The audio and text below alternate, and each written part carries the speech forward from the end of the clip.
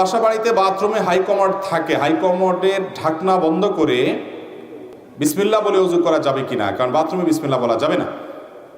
দেখুন, বাথরুমে বিসমিল্লাহ বলা মাকরুহ বা আল্লাহর নাম নেওয়া মাকরুহ, কারণ আল্লাহর নাম অপবিত্র এবং নোংরা কোনো জায়গায় নেওয়া এটা আল্লাহর নামের শানের খেলাফ। এই জন্য বাথরুমে বা টয়লেটের ভেতরে ওযু না করে বাহিরে যদি বেসিন থাকে, টেপ থাকে, সেখানে ওযু করা উত্তম। যদি কারোর বাহিরে কোনো ব্যবস্থাপনা না থাকে ওযুর, তিনি বাধ্য হয়ে ভেতরে টয়লেটেই ওযু করতে হয়, টেপে বা বেসিনে বা টয়লেটের ভেতরে, তাহলে সেক্ষেত্রে তিনি বিসমিল্লাহটা মনে মনে বলবেন, বলে ওযু করে ফেলবেন। কথা কি বুঝাতে পারছি? বাহিরে যদি বেসিন থাকে বিসমিল্লাহ বলে হাতটা ধুয়ে শুরু করে বাকিটা আপনি বাথরুমের ভিতর করে আসলেন, আর বাহিরে এসে আবার দোয়া পড়লেন, কালিমায়ে শাহাদা পাঠ করলেন। এটা হলো উত্তম এবং নিরাপদ, কারণ টয়লেটে আল্লাহর নাম নেওয়া উচিত না। প্রশ্নকর্তা লিখেছেন যে কমোডের হাই কমোডের ঢাকনা দিয়ে দিলে কোনো সমস্যা আছে কিনা বিসমিল্লাহ বলাতে। তো এটা তো একটা আপেক্ষিক বিষয়।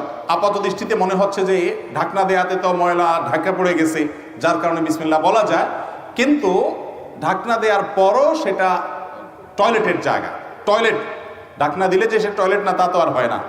একটা উত্তম পদ্ধতি হলো, অনেক ওলামায়ে কেরাম পরামর্শ দিয়েছেন যে অনেকের বড় টয়লেট থাকলে বিশেষ করে সুযোগ থাকে, কমোডের যে কমোড বা প্যান যেটা থাকে এটার সাথে আপনার টেপের মাঝখানে আড়াল দেওয়া। আজকাল প্লাস্টিকের অনেক পর্দা হয়েছে, টেনে পর্দা দিয়ে দেওয়া যায়, অথবা বুক পরিমাণ ওয়াল করে দেওয়া, তাহলে পার্টিশন করে দিলে ওইটা টয়লেট হলো, এটা ওযুখানা হলো, হাত ধোয়ার জায়গা হলো, তাহলে সেক্ষেত্রে আপনি বিসমিল্লাহ পড়তে পারেন। আর এত যদি অসুবিধা হয় তাহলে বাইরে ওযু করেন, অথবা বিসমিল্লাহটা বাইরে করেন। আর ভিতরেও যদি করতে চান ওযু হবে, কিন্তু বিসমিল্লাহটা মনে মনে করবেন। মুখেও যদি বিসমিল্লাহ বলেন তাতে ওযু হয়ে যাবে, কিন্তু কাজটা অনুত্তম হলো। এটাকে আবার মানুষ এত হার্ডলি নেয় যে বাথরুমে তাহলে ওযু করলে ওযুই হবে না, ওযু হবে না, ব্যাপারটা সেরকম না। বাকি আল্লাহর নামটা সেখানে নেওয়াটা অনুচিত, অনুত্তম কাজ, জাস্ট এইটুকু। সহবাসের পর কোরআন পড়া যায় না, কিন্তু ঘুম যাওয়ার দোয়া পড়া যাবে কি? কোরআন তেলাওয়াত আর ঘুমের দোয়া এক না। গোসল ফরজ অবস্থায় আল্লাহর জিকির বা ঘুমের দোয়া বা অন্যান্য দোয়া এগুলো করাতে অসুবিধা। একজন মুসলমান গোসল ফরজ হওয়ার পর খুব দ্রুততার সাথে গোসল করা উচিত।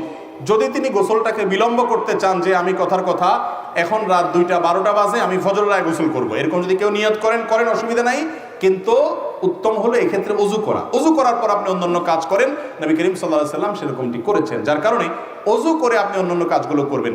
দোয়া দুরূদ পড়াতে কোনো অসুবিধা নাই। গোসল ফরজ অবস্থায় দোয়া দুরূদ পড়া যায়, শুধু কোরআন তেলাওয়াত করা যায় না, হাদিসে নিষেধ আছে।